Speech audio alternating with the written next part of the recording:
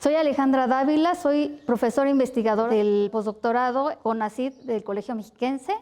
Formo parte del seminario de Historia Mexicana e Historia del Estado de México con el doctor Javier Nogués. Bueno, mi línea de investigación durante esta estancia postdoctoral habla sobre lo que es la reconstrucción histórica del pasado del pueblo ecatepeca durante lo que es el periodo prehispánico, del periodo posclásico, podríamos decir, hasta lo que es el periodo colonial, siglo XVI. Mi proyecto está basado también en las fuentes de distintas regiones, podríamos decir de Ecatepec, de Cuautitlán, de Culhuacán, del área de Chalco, para tratar de reconstruir el pasado de un grupo que carece de ello, o sea, no cuentan con una relación que hable sobre lo que es su pasado antes de la llegada de los españoles. Entonces, lo que he logrado yo encontrar es cómo estas fuentes están hablando de su vecino, de su aliado, y qué información nos pueden estar dando de manera indirecta.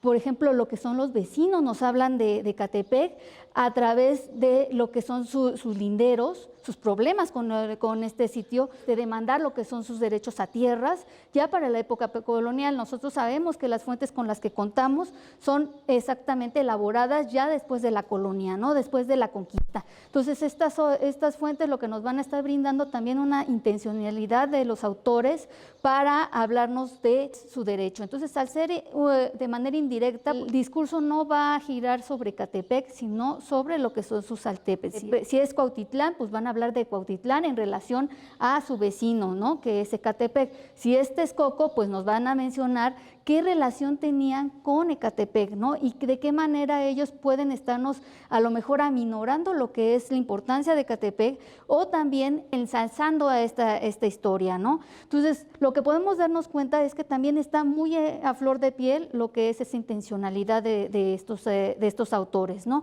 Y que es muy importante al elaborar lo que son reconstrucciones históricas, el tener presente estos detalles, ¿no? Nosotros vamos a entender por Altepetl un espacio, podríamos decir un centro, en el que vamos a tener a la cabeza una figura de un tlatoani, una persona que tiene una descendencia de un linaje reconocido tanto por lo que es su pueblo como también por sus vecinos. Es importante que para tener un Altepetl tenemos que tener una divinidad, tenemos que tener un territorio, tenemos que tener una población establecida que reconozca a un linaje gobernante, a una autoridad sobre ellos, que también representa la figura del mismo señorío, podríamos decir, del mismo Altepetl, ¿no? En el caso, por ejemplo, de Ecatepec, nos hablan de un periodo en el que no existe una persona reconocida por los otros vecinos que le puedan llamar señor, ¿no? Durante lo que este tiempo de mi postdoctorado está contemplado en la realización de 2 artículos. En este momento ya tenemos el primer artículo que va a estar versando sobre la invención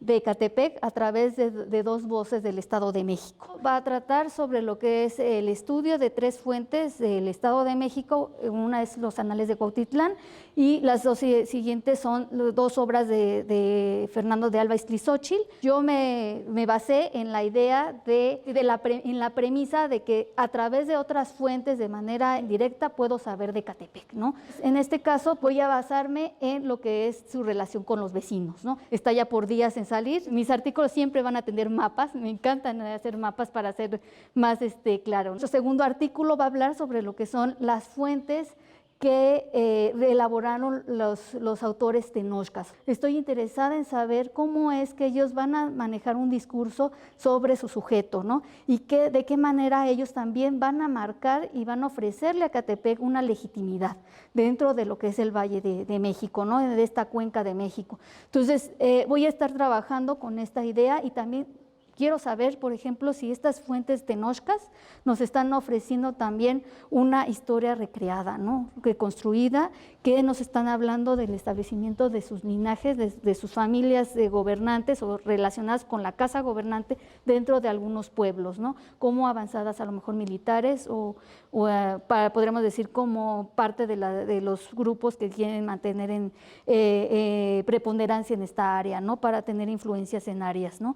Porque Ecatepec Ecatepec es uno de los sitios importantes por, ahora sí que por lugar estratégico, es lugar de paso para lo que son las rutas comerciales hacia el norte, para cruzar también hacia el Golfo, y también va a ser el lugar de frontera, ¿no?, entre varios señoríos durante toda su época. La investigación que he realizado en el postdoctorado me ha ofrecido también una mayor información que lo que tengo en los artículos que estoy realizando. Tengo mucho más y que nos ha dado una riqueza en estas fuentes de tradición indígena, que su relación al tratar de hablar de la importancia de su grupo nos dan información sobre pueblos que no pueden tener a lo mejor su historia, ¿no?, y que es un abrevadero por el que podemos ocupar, ¿no?, los historiadores, para tratar de hacer reconstrucción, ¿no?, y tratar de ayudar también a la identidad de otros grupos. Es importante también mi trabajo sobre lo que es Ecatepec y por qué mi interés en hablar sobre este municipio, ¿no?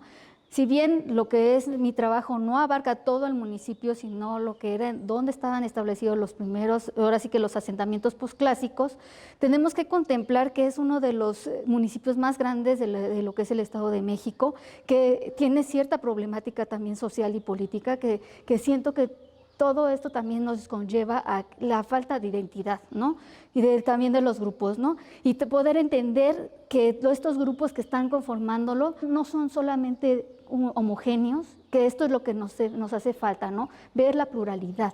Esa pluralidad nos enriquece, porque en realidad también dentro de lo que era mi investigación, de mis proyectos, no solamente dentro del postdoctorado, está el elaborar una forma de hacer esas reconstrucciones históricas de lo que es la historia de otros altepecs, ¿no?, que no tienen lo que es esa información. Originalmente empecé a hacer lo que es mi trabajo a través de la imagen de Mixqui, de uno de los altepecs del área de Tláhuac, ¿no?, y lo que me empecé a dar cuenta es que se podía integrar esa forma, esa metodología de tratar de recuperar a otros centros, ¿no? Entonces también el ponerlo en la práctica en Ecatepec, lo que me doy cuenta es que Ecatepec no tiene fuentes ahora sí que propias para hablar de lo que es el periodo prehispánico. Les falta lo que es su cronista, ¿no?, indígena, y su cronista, incluso decimos un español que nos hable de Ecatepec y que se considere como ecatepeca. Es muy importante el tratar de recuperar ese tipo de